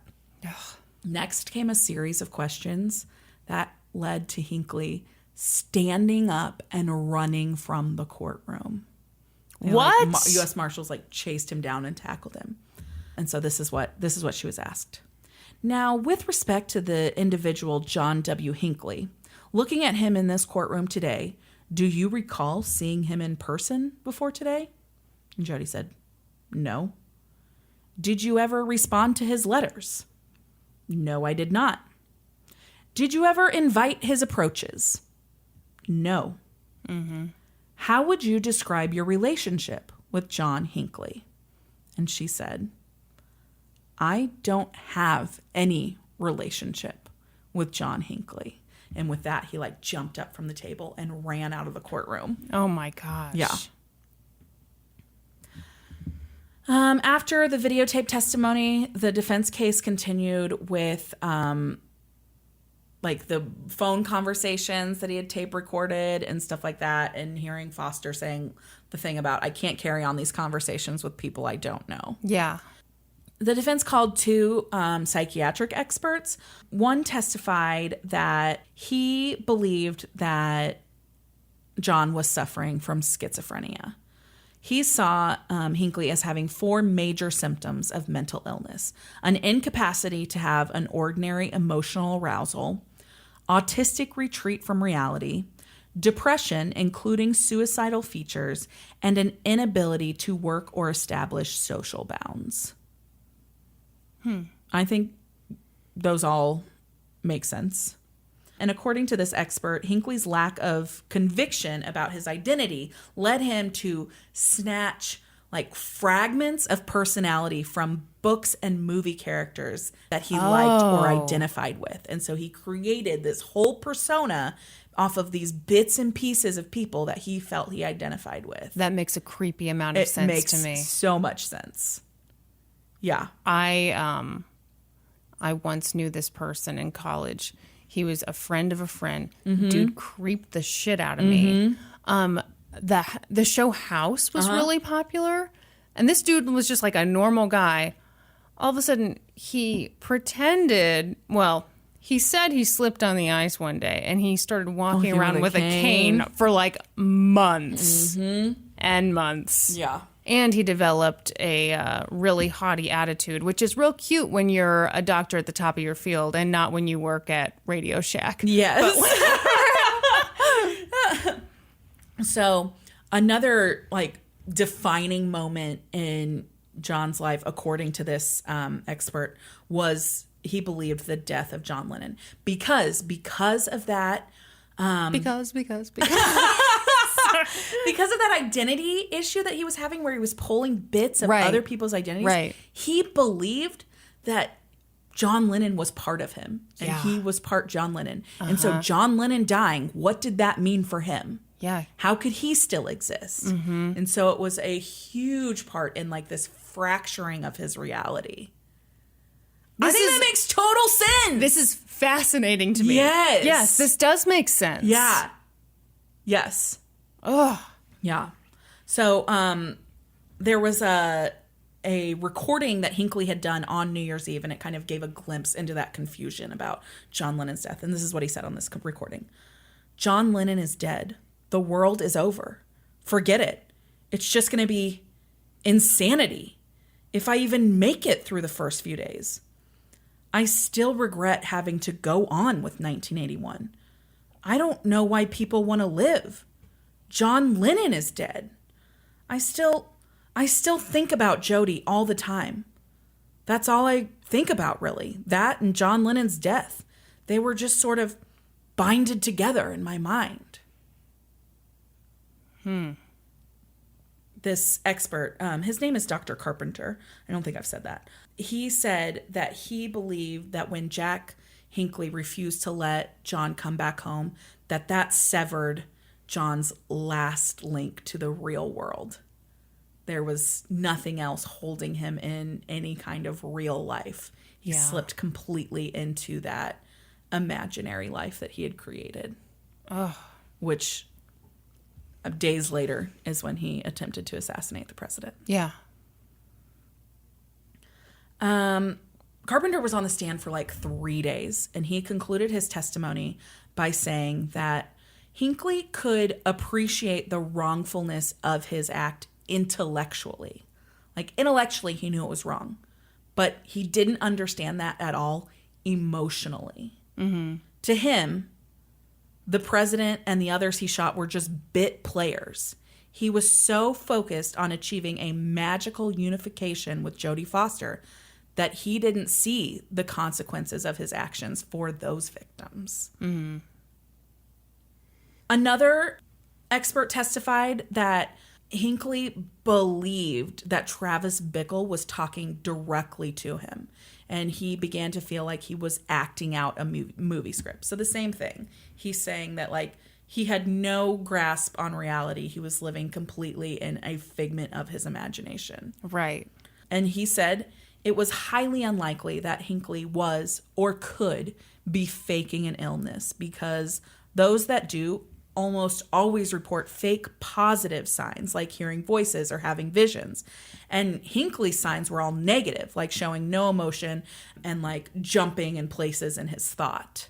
And so he said that like to him, that means that this is not, he's not creating this as an argument for insanity. Like he's really insane. Which I believe that he's... I believe it too. Yeah. Yeah. The defense closed their case by showing the jury the movie Taxi Driver in its entirety. You're kidding me. No! What? Yes! You know, it's kind of unnecessary. I wonder if it was like the defense attorney was like, "Oh shit, I didn't prepare anything. Let's wheel in the movie into class. I got in another 2 hours and 12 minutes I need to fill. You guys better take notes on this because there will be a test." So the prosecution offered a bit of a rebuttal to that psychiatric What movie evidence. did they show? So they tried to say that the diagnosis of schizophrenia was wrong, that Hinckley, in fact, didn't suffer from that, but he suffered from various personality disorders, but that he was not psychotic or insane. Essentially, the prosecution's expert testified that Hinckley was just a bored, spoiled, lazy, manipulative, rich kid. Oh. And that Mr. Hinckley's history was clearly indicative of a person who did not function in a usual, reasonable manner. However, they said, there's no evidence that he was so impaired that he could not appreciate the wrongfulness of his conduct or conform his conduct to the requirements of the law. I disagree with that completely. Yeah. I completely disagree with that. I think it's so I disagree clear. too. Yeah. I think it's very clear that he was so impaired that he could not appreciate that. Of course. I think that's so clear. There were a couple like little moments of drama during closing arguments. The prosecutor like walked back and forth in front of the jury holding the actual gun that Hinckley had used in the shootings. Oh, geez. And he shouted to the jurors, "This man shot down in the street James Brady, a bullet in his brain," like while holding like the gun that he used. Like at them? Essentially, yes. God. Yeah, Not necessary. I agree. So many unnecessary things in this. The movie. I agree. Holding the gun. Yeah. And so then the defense's closing argument, the defense attorney, he went into like this full recounting of Hinckley's pathetic life, and he kept like relating it back to how Hinckley had this pathetic life, to the point that John was sitting crying at the defense table with his face in his hands and like shaking the entire time. Yeah. In all, the trial had lasted 8 weeks. The jury deliberated for 3 days. John Hinckley Jr. had been charged with 13 counts, and the jury had reached the same verdict on each count. Do you have a guess? No. Not guilty by reason of insanity. Following his acquittal, John Hinckley was transferred to St. Elizabeth's Hospital in Washington until he could prove that he was no longer a threat to society. So, like, just indefinitely. Yeah. On December 17th, 2003, a federal judge ruled that Hinckley was entitled to unsupervised visits with his parents. He was able to leave the hospital and go visit his parents for 1 or 2 day visits at a time. Oh, holy shit. I don't know, Judge. Whoa. In 2007, a request was submitted to extend those visits for like month-long periods. Ooh, So like he'd get to go stay with his parents for a month and then have to come back. This request was denied. The judge based this denial not on any problems. There had actually been no problems. He was a model patient when he was in the facility, but the judge denied it, saying that the hospital had not taken the necessary steps for such a transition to be able to take place.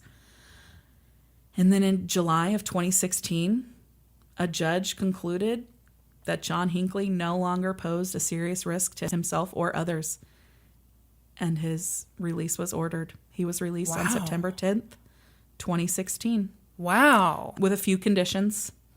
He has conditions on where he can live, and he has to stay in like the Washington, D.C. area or Southern Virginia. And he's not allowed to have any contact with past or present presidents or their relatives. Okay. Seems fair. And he can have no contact with Jodie Foster or any other entertainers, and he is prohibited from watching violent movies, television, or other violent online digital materials. How do you control that? There's no way to control that. Huh. Yeah. Oh, God, I don't know. How does that make you feel, that he's been released and deemed no longer a threat? It would probably make me feel better if I knew. What kind of care he'd been receiving in there? 100%. Yeah. What kind of steps he'd made, what kind of advancements. And, what the hell do I know about any of this? Yeah, I don't either. So, maybe you can with talk therapy, with the right medication, with, Maybe. Yeah. Maybe. All I know is if I were Jodie Foster, I'd be watching my back. Oh, fuck yes. Mm-hmm. Yeah. So within a month of this not guilty by reason of insanity verdict, kind of an outcry went through the United States of people who felt like there needed to be harsher rules around it and more burden of proof and stuff like that. And so some laws were passed to kind of define those things more. So it shifted the burden of proof in an insanity case from the prosecution to the defense. 2/3 of the states passed measures that required the defense to prove insanity, while 8 states adopted a separate verdict of guilty but mentally ill. Okay. In addition to shifting the burden in insanity cases, Congress also narrowed the defense itself. Legislation passed in 1984 that required the defendant to prove a severe mental illness and eliminated the volitional or control aspect of the insanity defense. After 1984, a federal defendant has had to prove that the severe mental disease made him unable to appreciate the nature and quality or the wrongfulness of his acts. And that's all a result of this case.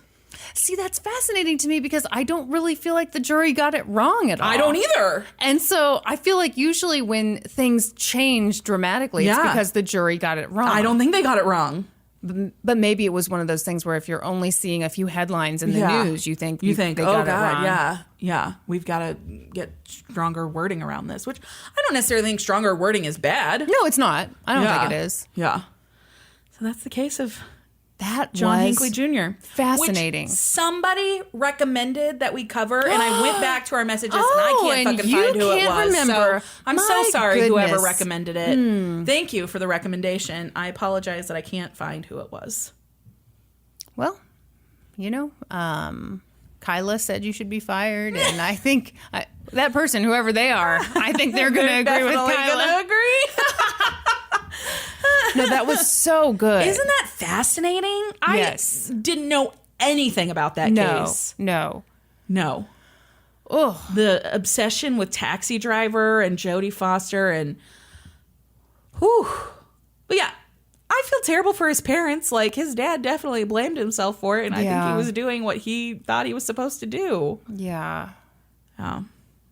Yeah, I mean, when you're following the advice of a professional, you've sought professional help for your son, you follow that professional's advice, and then it turns out to not be the right thing. That's got to be devastating. Yeah. Yeah. Oh. What do you got for show notes over there, Kristen? Well, nothing really, except something funny has happened. So the new episode just came out for last week to you guys. And people are weighing in on sausage brunch. Nobody's fucking heard of sausage brunch, Kristen. It is hilarious. So it seems like maybe other people, and it's mostly Midwest people, seem to have heard of breakfast casserole. Yeah, which I feel like just in general, casseroles are very Midwesty. It's right? true. It's true. Yes. I mean, someone dies in your family, you're going to get 12 casseroles. Yes.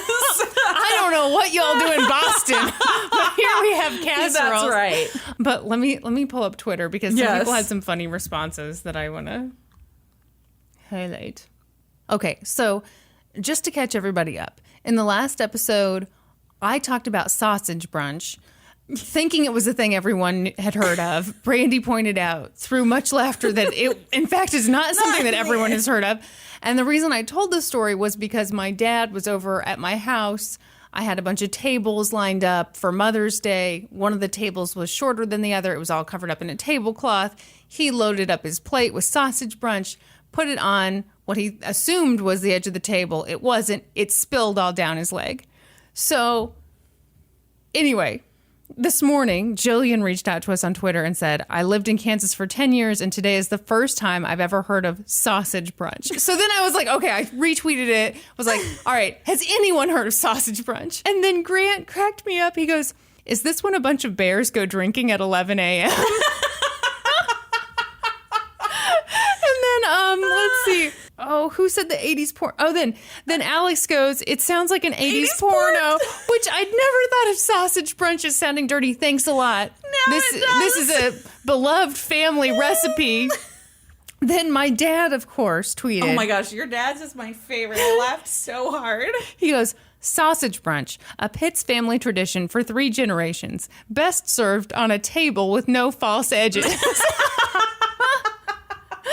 So, yeah, a few people, Bianca said that she asked a bunch of people. The Illinois person had it, but he knew it as breakfast casserole, which does not sound like an 80s porno at all. It does not. So my sister Casey said that my grandmother makes sausage brunch. And I was like, no, I've never heard of sausage brunch. And she said, well, she calls it breakfast casserole, but it doesn't sound like the same thing to me, but Casey claims it is. Yeah, when people describe breakfast casserole, no, it doesn't sound quite right because some people are talking about like whole slices of bread. Yeah. No. Yeah. That is not what this is. Mm-hmm. Brandi, rest assured. You're going to make me sausage brunch? I'm going to make you sausage brunch. Even though I don't know if you're going to like it, but... Why won't I like it? You know how you are... You think I'm a picky eater. I think you're You think I'm a picky eater. I gave you that test. Do you remember? I remember. Yeah, and it said for sure you were. Okay. Because you were like, oh, I don't like tomatoes. I don't like sauces of any kind. I don't like mayonnaise. I don't like blah, blah. You have a long list of foods. I have texture issues. Should we take the test right now? No. Mm-hmm. Anyway, so the consensus is that no one has fucking heard of sausage brunch, just as I predicted. Well, they've heard of it. It's just been uploaded to Pornhub. What I love listening back to that segment is you can't hear a fucking word that's coming out of my mouth, and somehow you know exactly what I'm saying. You know what it's like? It's like when someone has a 2-year-old, and the 2-year-old to you is like, blah, blah, blah, blah, blah, and the kid, and the mom's like, no, you can't have a juice box. Yeah, you know, like the mom understands. Like, what is this secret language they speak? Brandi, I've been listening to you talk through laughter for like, what was it, 25 years now we figured out? Yeah. I speak it fluently. Speak my language. I knew you were making fun of me. I'm so glad. Mm-hmm. Do you have show notes? No, I have nothing. Well, you seem totally unprepared today. My case was really fucking long. It was so good. It was so good. You know what, though? What we haven't done since we reached our 250, we haven't set a new goal. Oh, do you want to set some ridiculous one? No, I would like to relinquish control of the goal to you. All right. 400,000. No. 300. 300 is our new goal. Yeah. In iTunes. So please head on over to iTunes, leave us a rating, leave us a review. We would appreciate you forever. You know, just forever. We'll love you long time. Oh gosh. And then, you know, while you're on there, head on over to our social media. You'll find us on Facebook, Twitter, Instagram, YouTube, Reddit.